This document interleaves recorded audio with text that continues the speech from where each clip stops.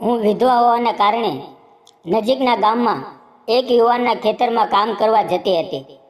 મારા પતિએ દારૂ માટે શાહુકાર પાસેથી દેવું લીધું હતું, જેને કારણે મારા માથે મોટું દેવું ચડી ગયું હતું. તેમના અવસાન પછી તે દેવું મારે જ ચૂકવવાનું હતું. તે દિવસે મારી સખી મારી સાથે ખેતરમાં કામ પર નહોતી આવી.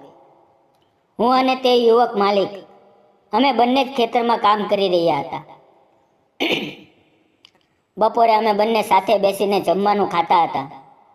તે સમયે તે વારંવાર મારી તરફ જોઈ રહ્યો હતો.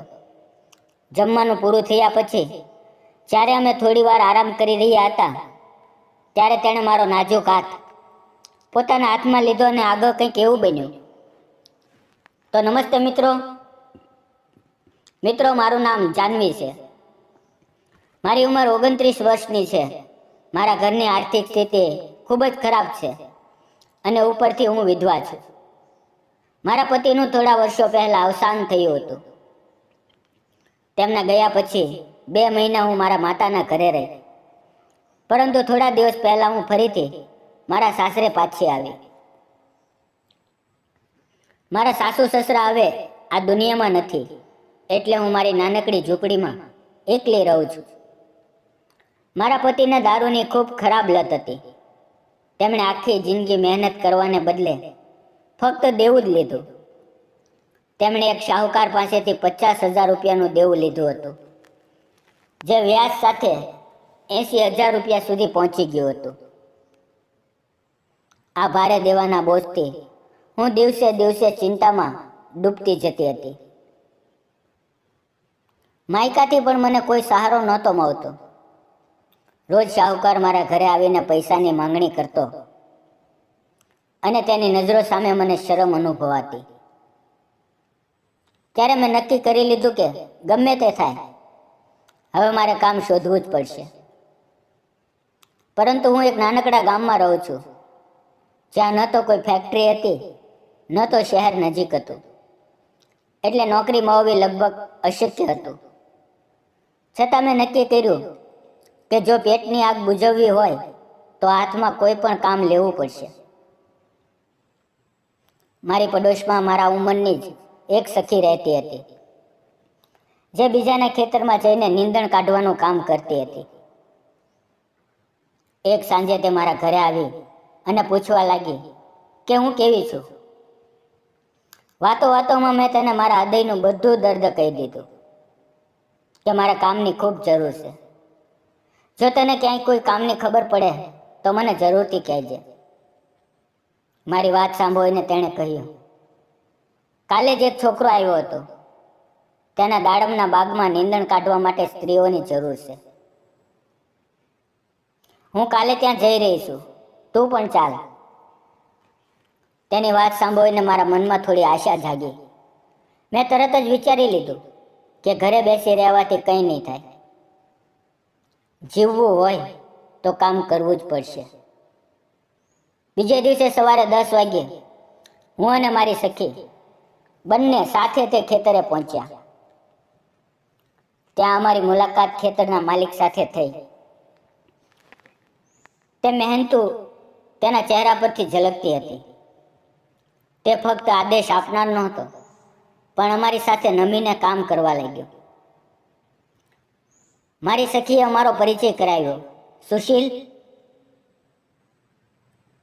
મારા ખેતરનો માલિક અને આ મારી સખી જાનવી. સુશીલ દેખાવમાં સારો એવો હતો. મારાથી કદાચ 1-2 વર્ષ મોટો હશે, પરંતુ તેના ચહેરા પર એક અલગ જ આકર્ષણ ઝળકતું હતું. હું ક્યારેક તેની તરફ જોતી હતી અને મને લાગતું હતું કે તેની નજર પણ મારા પર ટકી જાય છે. પરંતુ હું નવી હતી, એટલે વધુ વાતો નહોતી કરતી. મારી સખીની તેની સાથે અગાઉથી ઓળખાણ હતી, એટલે તે તેની સાથે હસી મજાકમાં વાતો કરતી હતી. અમે ત્રણેય કામમાં લાગી ગયા અને ધીમે ધીમે બપોર થઈ ગઈ. ખેતરની વચ્ચે એક જૂનું આંબલીનું ઝાડ હતું. તેની નીચે બધા બેસીને જમવા લાગ્યા. સુશીલે પોતાનો ડબ્બો કાઢ્યો હું અને મારી સખીએ પણ અમારા ડબ્બા ખોલ્યા. બધાએ મળીને જમવાનું વહેંચી લીધું. જમતી વખતે મારી સખીએ અચાનક સુશીલને કહ્યું, સુશીલ, હું કેટલાય વર્ષોથી તારા ખેતરમાં આવું છું, પણ હવે તારે લગ્ન કરી લેવા જોઈએ, જેથી તારી પત્ની તને ખેતરમાં મદદ કરે, અમને વારંવાર બોલવાનું ન પડે. આ સાંભળીને સુશીલ થોડો હસ્યો, થોડો શરમાયો અને પછી મારી તરફ જોતા બોલ્યો, હા, છોકરી તો જોઈ રહ્યો છું, પણ નોકરી નથી એટલે કોઈ માનતી જ નથી. તેની આ વાત સાંભળીને મારા હૃદયના ધબકારા ઝડપી થઈ ગયા. તેના ચહેરાની સાદગી, મહેનતી સ્વભાવ અને નમ્રતાએ મને અંદરથી સ્પર્શી લીધી. જમવાનું પૂરું થયા પછી અમે બધા થોડી વાર ઝાડ નીચે આરામ કરવા લાગ્યા અને પછી બપોરે લગભગ 2 વાગ્યે ફરી કામ શરૂ થયું. સુશીલ અમારી સાથે જ કામ કરતો હતો. માટીથી ખરડાયેલો, પરસેવાથી ભીંજાયેલો, છતાં તેની મહેનતમાં એક સચ્ચાઈ ઝળકતી હતી. હું તેના દરેક હાવભાવને અનુભવતી હતી. તેની નજીક રહેવાથી મને એક અજીબ સુરક્ષાનો અહેસાસ થતો હતો, જાણે મારા ભાંગી ગયેલા જીવનમાં કોઈ સુખ પાછું આવ્યું હોય. મને લાગ્યું કે ભગવાને આ યુવકને મારા નસીબમાં મોકલ્યો છે, જેથી હું મારા દુઃખમાંથી બહાર નીકળી શકું. ખેતરમાં લાગેલા દાડમ ખૂબ સુંદર હતા. કેટલાક તો સંપૂર્ણ લાલ થઈને ચમકતા હતા. સાંજે લગભગ 4 વાગ્યે જ્યારે અમે પાણી પીવા બેઠા, ત્યારે સુશીલે 3 દાડમ તોડીને લાવી. તેણે એક દાડમ મારી સખીને આપ્યું, એક પોતાની માટે રાખ્યું અને એક મને આપ્યું. અમે ત્રણેય ત્યાં જ બેસીને દાડમ ખાવા લાગ્યા.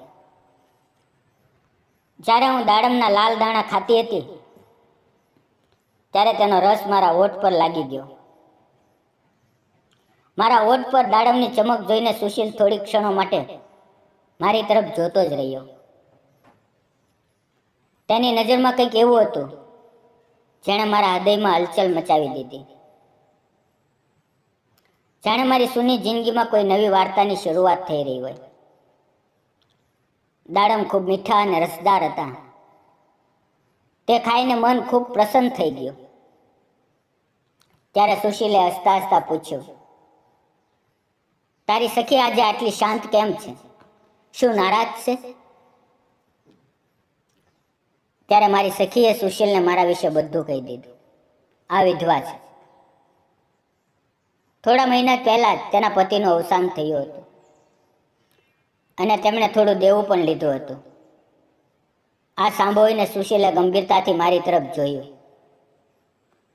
ત્યારે મેં જાતે જ બોલવાનું શરૂ કર્યું. મારા પતિને દારૂની ખૂબ ખરાબ લત હતી. તે જુગાર રમતા હતા. આ જ કારણે તે ધીમે ધીમે શાહુકાર પાસેથી ઉછીના પૈસા લેતા ગયા અને દેવું વધતું ગયું. હવે હું તે જ દેવું ચૂકવવા માટે કામ કરું છું. થોડું થોડું કરીને જે મળે તે ભેગું કરીને લઈશ. સુશીલે આશ્ચર્યથી પૂછ્યું, કેટલું દેવું છે? મેં કહ્યું, 80,000 રૂપિયા.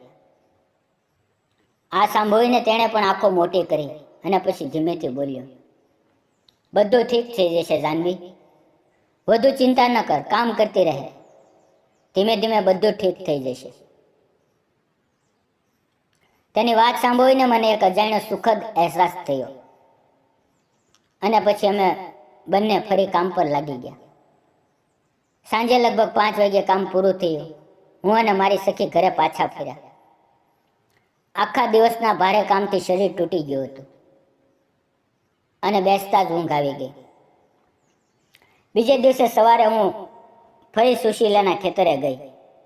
હવે મને કામની ટેવ પડવા લાગી હતી. મને ત્યાં આવે 4-5 દિવસ થઈ ગયા, પરંતુ આજે મારી સખી નહોતી આવી, કારણ કે તેની તબિયત ઠીક નહોતી. એટલે હું એકલી જ ખેતરે ગઈ.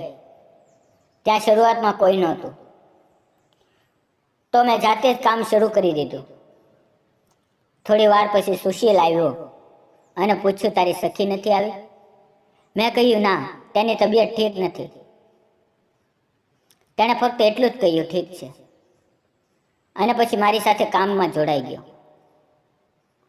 હું વધુ બોલનારી નહોતી, પરંતુ સુશીલ ખૂબ વાતો કરનારો હતો. તેની વાતો સાંભળવી સારી લાગતી હતી. તેના શબ્દોમાં સાદગી હતી અને મહેનતમાં ઈમાનદારી હતી. નીંદણ કાઢતી વખતે અચાનક જમીનના એક નાના બોર્ડમાંથી ઉંદર નીકળી આવ્યો. હું ડરી ગઈ અને અજાણતા સુશીલના ખંભે ઢળી પડી. થોડી ક્ષણો પછી મને મારી ભૂલનો અહેસાસ થયો. હું શરમથી લાલ થઈ ગઈ અને ધીમે ધીમે તેના ખંભામાંથી નીકળીને ફરી કામ કરવા લાગી. સુશીલ હસતો હસતો મને જોતો રહ્યો. તેના હાસ્યમાં અપનાપણું હતું, કોઈ ખરાબી નહોતી. બપોરે ફરી અમે તે જૂના આંબલીના ઝાડ નીચે જમવા બેઠા. ઝાડ ખૂબ મોટું હતું અને તેની ગાઢ છાયામાં ઠંડકનો અહેસાસ થતો હતો. જમ્યા પછી હું થોડી વાર ઝાડ તરફ જોતી રહી, જાણે કોઈ ઊંડા વિચારમાં ખોવાઈ ગયો. ત્યારે સુશીલે ધીમેથી કહ્યું, જાનવી, જાનવી, એકદમ એકલી ન રહે. એકલાપણું દુઃખને વધારી દે છે. હું તેના તરફ જોતા બોલી, હવે તો લાગે છે કે જિંદગીનો કોઈ અર્થ જ નથી રહ્યો. સુશીલની આંખોમાં ઊંડી સહાનુભૂતિ હતી. તેના શબ્દોમાં સચ્ચાઈ હતી, જાણે કોઈએ મારા તૂટેલા મન પર મલમ લગાવી દીધો હોય. તેની સાથે વિતાવેલી આ ક્ષણો મારા ચિંતાભર્યા દિવસોને થોડા હળવા કરી રહી હતી. તેનો સાથ, તેની વાતો, તેની મદદ, બધું જ મને એ અહેસાસ કરાવી રહ્યું હતું કે કદાચ આ દુનિયામાં કોઈ એવું પણ છે જે નિષ્કપટ રીતે મારા દુઃખને સમજી શકે છે. હું એકલી હતી, મારું કોઈ નહોતું, અને એકલી જિંદગી જીવવી કેટલી મુશ્કેલ હોય છે એ હું રોજ અનુભવતી હતી. શાહુકાર તો દર બીજા દિવસે મારા ઘરે આવતો, પૈસા માંગતો, ક્યારેક ધમકી આપતો, ક્યારેક જબરદસ્તી કરવાનો પ્રયાસ કરતો. આવી વાતો મને ખૂબ ખરાબ લાગતી. જ્યારે સુશીલને આ બધું ખબર પડી તો તે ખૂબ ગુસ્સો આવ્યો. તેણે કહ્યું, જાનવી, જો તે તને ફરીથી ત્રાસ આપે તો મને કહેજે, હું જોઈ લઈશ. હું ડરતા ડરતા બોલી, ના, તું વચ્ચે ન પડ, તને પણ નુકસાન થઈ શકે છે. ત્યારે સુશીલે દ્રઢતાથી કહ્યું, આવો અન્યાય સહન ન કરવો. સહન કરવો યોગ્ય નથી. તારે પોલીસમાં ફરિયાદ કરવી જોઈએ. મેં ધીમેથી કહ્યું, બસ એકવાર તેના પૈસા ચૂકવી દઈશ, પછી તેની સાથે કોઈ સંબંધ નહીં રહે. મેં આગળ કહ્યું, હાલમાં મારી પાસે 30,000 રૂપિયા છે, જે મેં મારા પતિના સમયથી ધીમે ધીમે ભેગા કર્યા હતા. હવે 50,000 બાકી છે. ધીમે ધીમે બધું ચૂકવી દઈશ. સુશીલ મારી વાતો ધ્યાનથી સાંભળી રહ્યો હતો.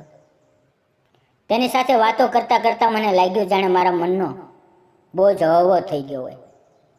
તેની નરમ વાણી, તેની સમજદારી અને તેની સાચી સંવેદના મારા માટે કોઈ દવાથી ઓછી નહોતી. ત્યારે બપોરના 2 વાગી ગયા, ખબર જ ન પડી. પછી અમે ફરી કામ શરૂ કર્યું. સાંજે લગભગ 5 વાગ્યે છુટ્ટી થઈ અને હું ઘરે પાછી આવી. હવે મને સુશીલના ખેતરમાં કામ કરતાં કરતાં 8-10 દિવસ થઈ ગયા હતા. કામ લગભગ પૂરું થઈ ગયું હતું અને આગળ માટે કોઈ બીજું કામ મળ્યું નહોતું. થોડા દિવસ પછી રવિવાર આવ્યો, પગારનો દિવસ. સુશીલે અગાઉથી કહ્યું હતું, હું જાતે તારા ઘરે આવીને પૈસા આપી દઈશ. તારે દૂર આવવાની જરૂર નથી. રવિવારે સવારે લગભગ 10 વાગ્યે મારા દરવાજે ટકોર થયા. હું સિલાઈ મશીન પર બેસીને થોડું સિલાઈ કરી રહી હતી.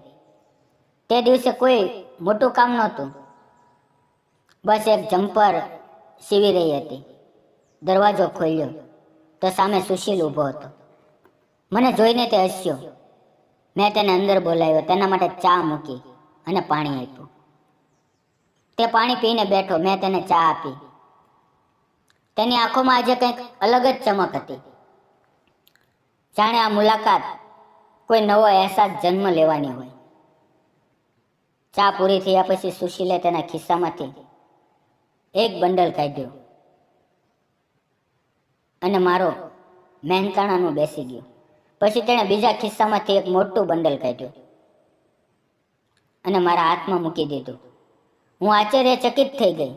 તેણે કહ્યું, આ 50,000 રૂપિયા રાખી લે જાનવી. જઈને તે શાહુકારનું દેવું ચૂકવી દે. જ્યારે તારી પાસે પૈસા હોય ધીમે ધીમે મને પાછા આપજે, કોઈ ઉતાવળ નથી. હું સુશીલને અવાક થઈને જોવા લાગી. આટલો દિલદાર માણસ મેં મારી જિંદગીમાં ક્યારેય નહોતો જોયો. મેં કહ્યું, મને આ પૈસા ન આપો. તમારી પણ હાલત ગરીબ છે. જો તમે મને પૈસા આપશો તો તમારું શું થશે? તે હસ્યો અને શાંતિથી બોલ્યો, હા, હું ગરીબ છું, પણ મને હમણાં પૈસાની જરૂર નથી. જરૂર તને છે. તે દિવસે તે કહ્યું હતું કે શાહુકાર તને ત્રાસ આપે છે. એ વાત મારા હૃદયને સ્પર્શી ગઈ. પછી થોડી વાર ચૂપ રહીને તેણે ધીમા સ્વરમાં કહ્યું, જાનવી, તું હજુ જવાન છો, સુંદર છે. આમ એકલા રહેવું ઠીક નથી. તારે ફરીથી લગ્ન કરી લેવા જોઈએ. મેં હવેથી હસતા હસતા કહ્યું, હવે મારી સાથે કોણ લગ્ન કરશે? ત્યારે સુશીલે મારી આંખોમાં ઊંડે નજર નાખીને કહ્યું, તું ખૂબ સુંદર છે, ખૂબ સાચી છે. તારી સાથે કોઈ પણ લગ્ન કરશે, અહીંયા સુધી કે હું પણ. તેના આ શબ્દો સાંભળીને મારું હૃદય જોરથી ધડકવા લાગ્યું. હું તેની આંખોમાં જોતી રહી. અમારી નજરો એકબીજામાં ખોવાઈ ગઈ. તે પળે અમારી આંખોએ એ બધું કહી દીધું જે શબ્દોમાં કહેવું શક્ય નહોતું. તેના શબ્દો એક પ્રેમની કબૂલાત જેવા હતા. મારા હોઠ ધીરે ધીરે તેની નજીક આવવા લાગ્યા. પરંતુ અચાનક મને હોશ આવ્યો અને હું પાછી હટી ગઈ. હું શરમાઈને બોલી, હું તમારા પૈસા જલ્દી પાછા આપી દઈશ. સુશીલ હસ્યો, મને જોયો અને હું પણ નજર નીચે કરીને હસી. થોડી ક્ષણો પછી તે ઊભો થયો અને ચાલ્યો ગયો. પરંતુ તેના શબ્દો અને તેની આંખોમાં દેખાતી સાચી લાગણી મારા હૃદયમાં નવી આશાની રોશની બની રહી હતી. તે જ બપોરે હું શાહુકારના ઘરે ગઈ અને જેટલું દેવું હતું વ્યાજ સહિત બધું ચૂકવી દીધું. તે ભારે દેવાનો બોજ મારા માથેથી ઉતરી ગયો. પરંતુ હવે સુશીલના આપેલા 50,000 રૂપિયા પાછા આપવાના હતા.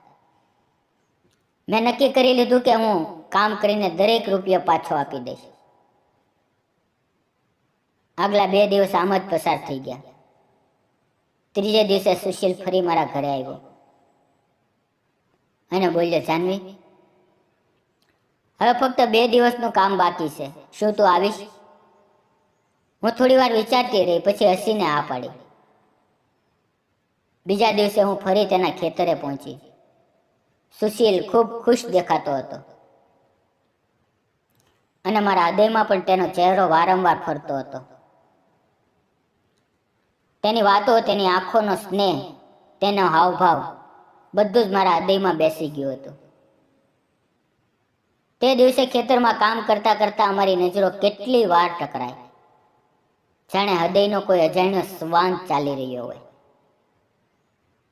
બપોરે અમે બંને સાથે બેસીને જમવા લાગ્યા. સુશીલની નજર મારા ઉપર હતી અને મારું મન તેની પ્રેમભરી લાગણીઓમાં ખોવાઈ ગયું હતું. તેનો સાચો સ્નેહ મને અંદરથી પીગળાવી રહ્યો હતો. જમવાનું પૂરું થયા પછી અમે નજીક બેસી ગયા અને તે પોતાના ઘર વિશે વાતો કરવા લાગ્યો. વાતોમાં તેણે અચાનક મારો નરમ હાથ પોતાના હાથમાં લઈ લીધો.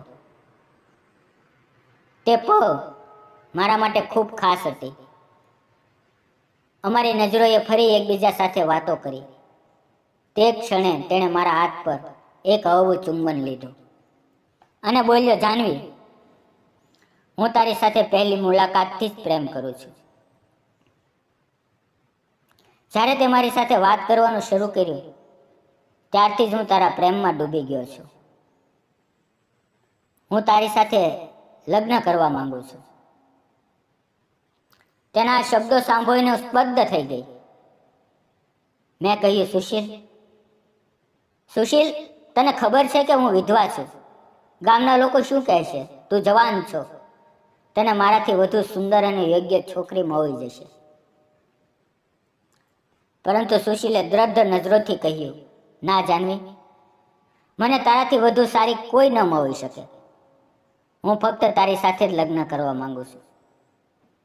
પરંતુ હું તારી ઈચ્છા જાણવા માંગુ છું. તેના શબ્દોએ મારા હૃદયમાં હલચલ મચાવી દીધી. હું શરમાઈ ગઈ. ચહેરા પર હળવું હાસ્ય આવ્યું અને પછી મેં માથું નમાવી લીધું. તે બપોરની તે પળ અમારી જિંદગીની સૌથી સુંદર પળ બની ગઈ. ત્યાર પછી અમે વારંવાર મળવા લાગ્યા. એકબીજા સાથે વધુ ઊંડો પ્રેમ કરવા લાગ્યા.